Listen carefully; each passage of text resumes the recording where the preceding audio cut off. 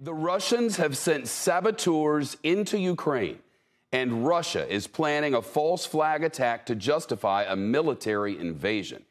That is the bold and very public accusation from none other than the White House today. We have information that indicates Russia has already pre-positioned a group of operatives to conduct a false flag operation in eastern Ukraine. The operatives are trained in urban warfare and in using explosives to carry out acts of sabotage against Russia's own proxy forces. Whether or not they move forward, that is up to the Russian leaders to decide. Well, the Kremlin denies it all, denies the White House claims, calling it unsubstantiated. But it's undeniable that Russia has massed more than 100,000 combat troops along the Ukrainian border. This week, the Russian military held tank drills in the mud and snow, and Russian snipers trained at a shooting range near the border. Today, a massive cyber attack knocked out dozens of Ukrainian government websites.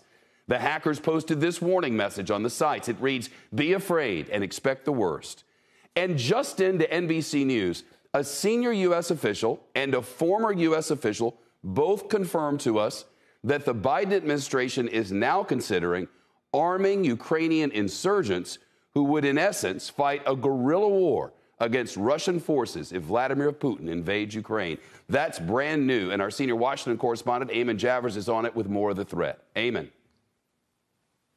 Shep, that's right. The Ukrainian government said today that cyber attack hit as many as 70 websites of government agencies, including the Ministry of Foreign Affairs, cabinet ministers, and Defense Council. Now, the White House said President Biden was briefed on the attack, but did not confirm who was behind the strike. And an official said the attack seems limited so far. One expert told me today the Russians likely did this as part of their hybrid warfare campaign against Ukraine.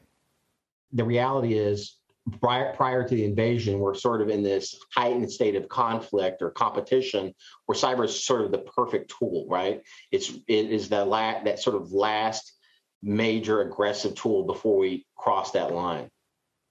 A U.S. official also said today that intelligence shows Russia is pre-positioning trained urban warfare and explosives operatives in Ukraine to carry out a false flag operation that could spark hostilities.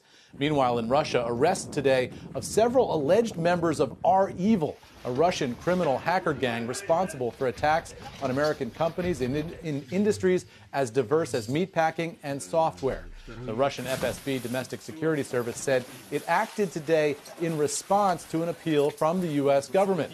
Now, the U.S. said one of the men arrested today was responsible for this summer's hack on the Colonial Pipeline that disrupted gas supplies on the East Coast. Some see the unprecedented Russian crackdown today as a message to the United States. The message they're clearly sending to us is, if you want to see cooperation on ransomware and other issues, do not sanction us. Let us invade Ukraine effectively without much cost. Shep, it's that or else that has policymakers on edge in Washington tonight. The next steps in the crisis are not clear. The Ukrainian president today proposed three-way talks with the United States and Russia and Ukraine. The White House said diplomacy is the best path forward, but did not specifically commit to those talks, Shep.